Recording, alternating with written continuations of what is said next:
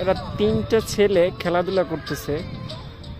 এরা জীবন দে যে এরা একটা কমন একটা ডায়লগ জাপানে, সেটার একটা প্রমাণ। এই যে দেখেন, ওরা তিনটা বন্ধু, তিন কালারের তিনটা বল। এই যে একটা বল রাখা,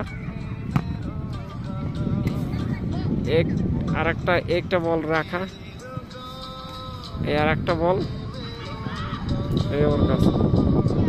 অর্থাৎ তিনজন ওরা ফ্রেন্ড, এবং তিনটা বল, এবং তিনজনে খেলা করতেছে যখন যেটা দিয়ে ভালো লাগে।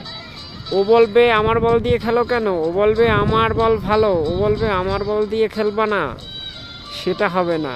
এটার নামই জাপান। জীবন দে প্রত্যেকেরই প্রত্যেক স্বয়ংসম্পন্ন।